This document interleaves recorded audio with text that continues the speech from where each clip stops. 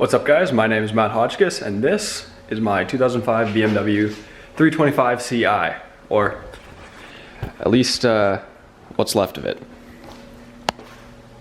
Before we get into what I'm going to be doing to the car today, let's just kind of go over a little overview of the plan for the car and some of the things I already picked up and done to the car. So when I bought the car a little over a month ago, previous owner bought it as a winter car and then had an issue with the DME where it would have an intermittent starting issue. So sometimes it wouldn't start, sometimes it would. So he didn't want to fix it. He replaced a few relays in the DME and that didn't fix it. So he decided to sell it. I do believe that this was one of the cheapest E46s in Canada, but I could be wrong. I picked it up for $800 and the body had around 200,000 kilometers on it. Now, it's a 325 with the automatic transmission, so that means a little bit less power and doesn't have the manual, which I wanted. So I picked up, and I'll show you in a few seconds, the 330 engine that I have. It's a fully dressed engine that's been stripped down, as well as the 5-speed manual transmission that came in the car. Other than that, the car had very little rust, and I'll kind of walk around the car showing you where that rust was. And it had two major dents on the front fenders, as well as three dents, one on the rear quarter on the driver's side. That's all been in, or I'm in the process of fixing all that stuff right now, as well as getting the whole body ready for a respray. I'm going to be changing the car to Ammonia Red, I believe it's called. It's basically a dark, flaky red that BMW put on their M3s. Other than that, not much has been done. I've got a ZHP 330 cluster in the car already. That was picked up a little over a week ago, and I put that in. It looks really, really good, and I love how the silver rings kind of accent the whole cluster. Other than that, I'm just in the process right now, and I'm almost finished getting the car ready for the engine to come out to put the 330 engine in. But there's some things going on with the 330 engine, and I'll get into that later on in the video. So as you can see, it's been taken apart. It's seen some better days, and that's because I'm currently in the process of rebuilding this entire vehicle and building it as I would have wanted it from the factory. Now, I know there's a lot of people that are doing rebuilds and builds on E46s. But the difference here, or at least from where I live and what I've seen, no one's actually done it to the extent that I would want to do it and kind of make the almost 15-year-old vehicle handle and look brand new again. So the process for this build is a lengthy one, and it's getting stripped down to basically just the chassis, and everything else is going to be either refinished or replaced. So again, make the car look and feel exactly how it did coming out of the factory. Aside from the fact that my garage is an absolute disaster from this car, let's just go over the little bit of body work that's already been done. So the front fenders of the car had a big dent somewhere in this area. You can't really see it anymore as I've sprayed a little bit of paint over it just to see how it would look once it's painted. But again, both of these fenders in the front area had a bit of a large dent that basically crushed in this whole body line, and that's all been, for the most part, fixed up. Again, really, really bad paint job just to see kind of how it looked when it's painted. There was a little dent here, probably from a stone or someone opening a door on it. That's got to finish sanding that down. And then there was a little bit of surface rust here along this edge of the fender, under the door here. That one I've got to still work on. I haven't done much with that. On the hood there was a slight dent slash stone chip that was starting to bubble, so I fixed that up.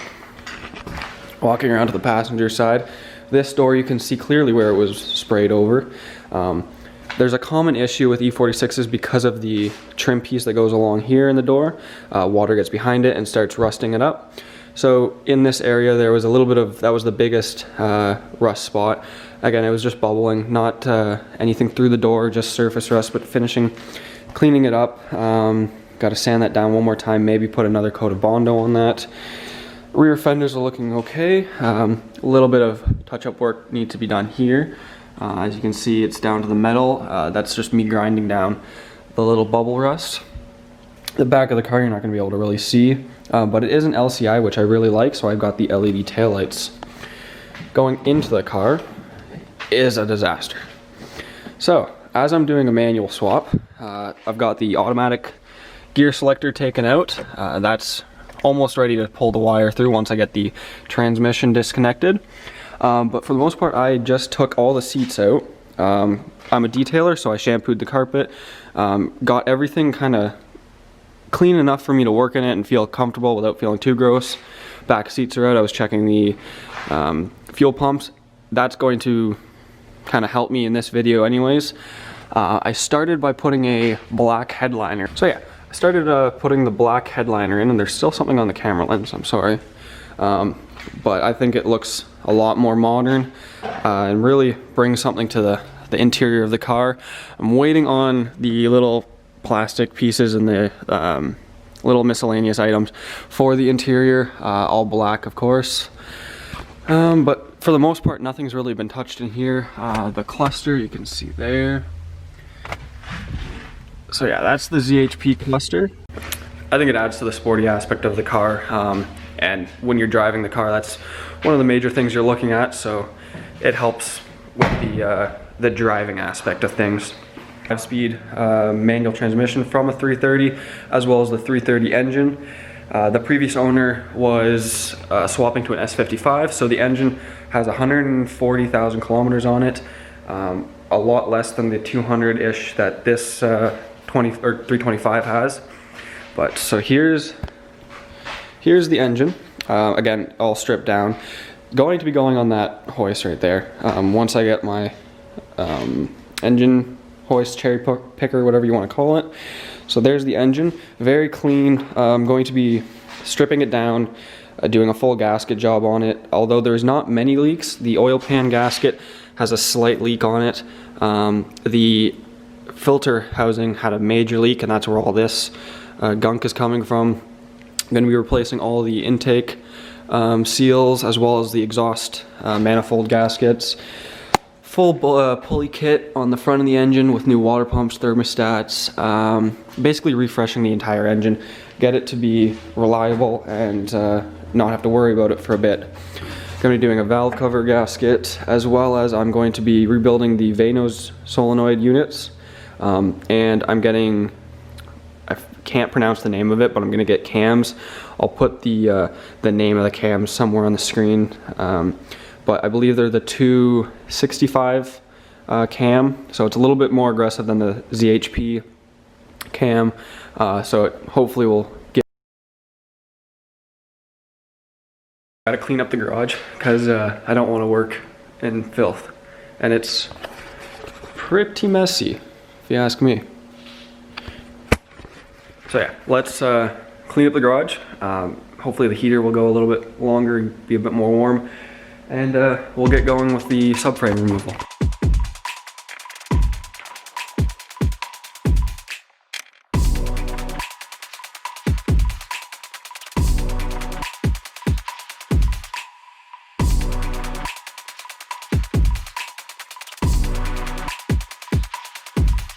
Up a little bit. Got my girlfriend here to help because she loves being in the freezing garage. So yeah, next step is to, I think I'm going to work on the front brakes, getting them all off and dropping most of the front suspension components. Hopefully that'll make it a little bit easier when I'm going to be dropping the front subframe. And then I'll move on to the rear, because the rear is a bit of a pain to do. But now I can at least, now we can walk a little bit more freely in this area where the car is. Like a few nights ago, I started to remove the suspension components of the car, as I'm going to be dropping the subframe front and rear, as well as getting a brake rebuild kit and getting the calipers fully powder coated, as well as I'm getting the subframes powder coated, and any other component that I might get powder coated I'm going to remove.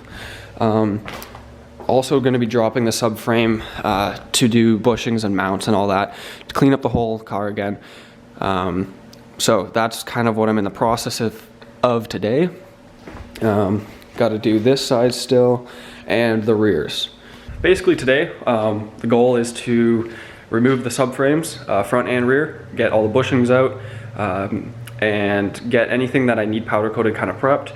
As I drop that off on Monday, today is Saturday, so I've got 2 days to do that. So it's gonna be a little tight. I've never dropped a subframe on an E46. I've never dropped a subframe on any car. So this should be a bit of a challenge, learn a lot. And I've got to get the brake calipers off and anything that I want powder coated, got to get that removed and ready to go on Monday. Okay, so up here, basically doing the same as the other side, taking the caliper off, front strut, and then disconnecting the tie rod. Then I can disconnect, or I can take off the knuckle, and that should be good for now, and then we can move on to the back. So the car is very rusty. Okay, so how you remove brakes is you get a pry tool and you just absolutely start going at it.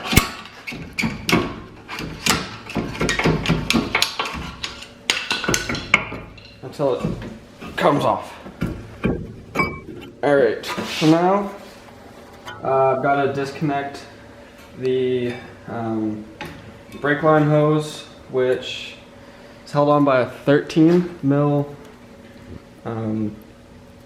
wrench or fitting, and remove this brake pad wear sensor,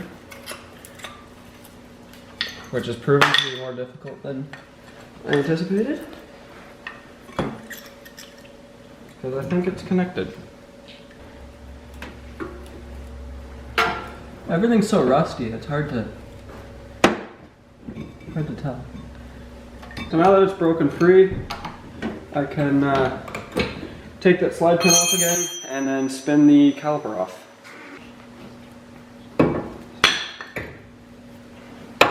And then these are going to be, the brake calipers are going to be powder coated either red to match the color of the car, or a silver to match everything else on the car. Yeah, I still don't know yet. I have to look at the colors that they offer.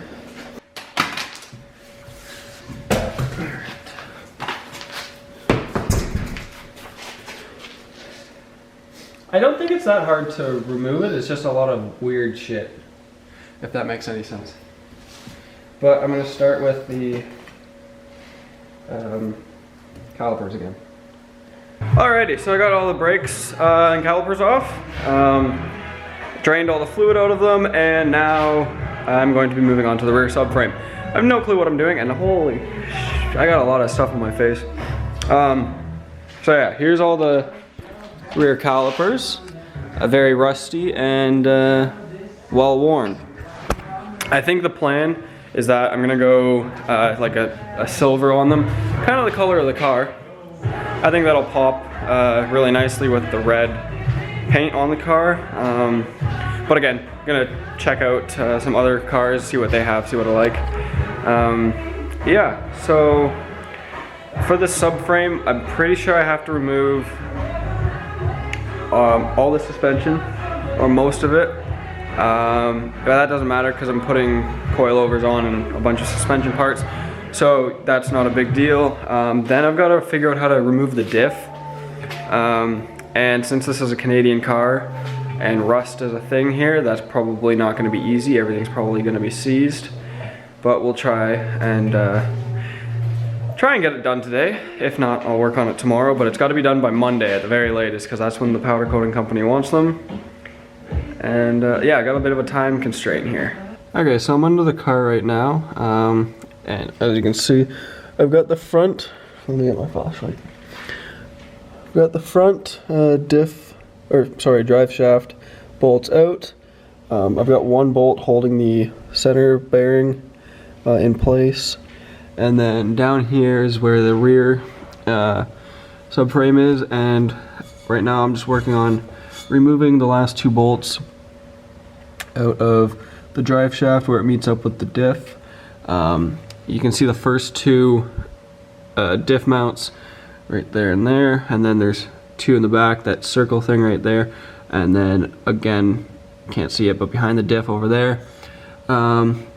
Figured out I've got to remove the control arms on both sides, as well as the toe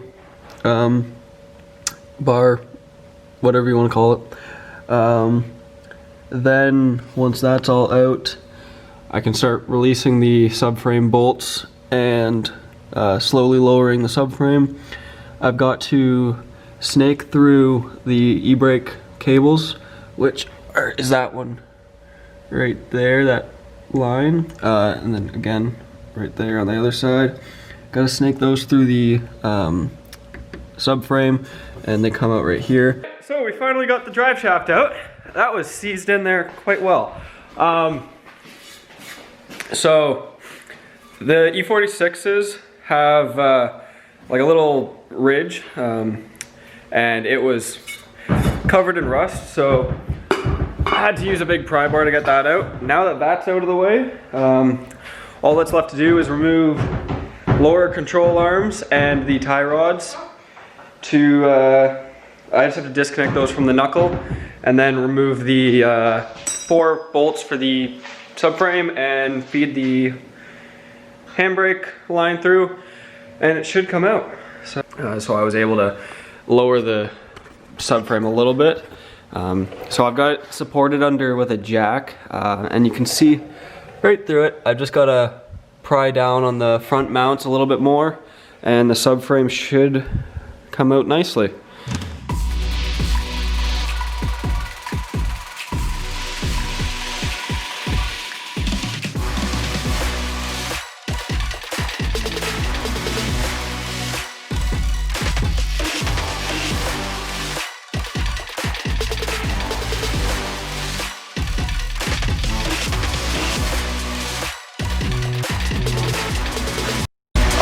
Now after 25 minutes of fiddling with this and trying to get it out, we finally have the subframe resting on the jack. And now I just got to double check to make sure everything's off, disconnected, so I don't rip any wires that I don't need to rip out. That didn't make any sense. I need to make sure everything's disconnected and double check everything so I don't rip any wires out.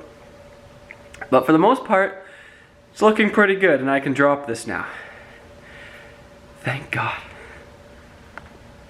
We got the subframe out. It actually was,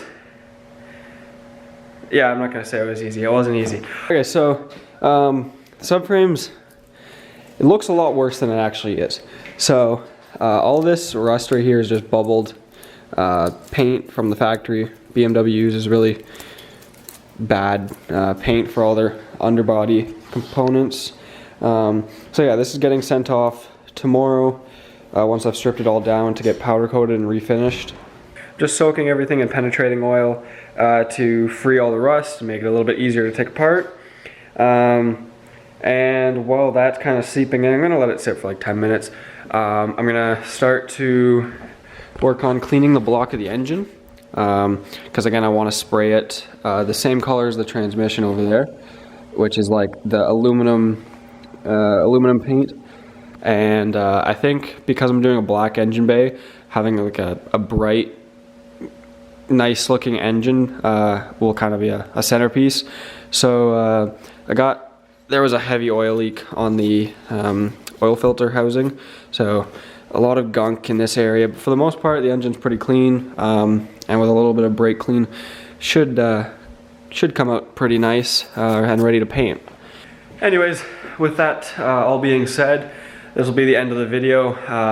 Got most of the things done that I wanted to get done. Obviously I didn't get the front subframe out, but that can wait until later. But yeah, thank you for watching. If you made it to the end of the video, consider subscribing and liking the video. There's going to be a lot of videos based on this car. A lot of interesting things that I think are kind of unique done to the car. And it should make for some pretty interesting content. I'm still learning the whole YouTube thing. I don't really know what I'm doing. So hopefully I get a little bit better at all this. But yeah, with that being said, thank you for watching, and I'll see you in the next video.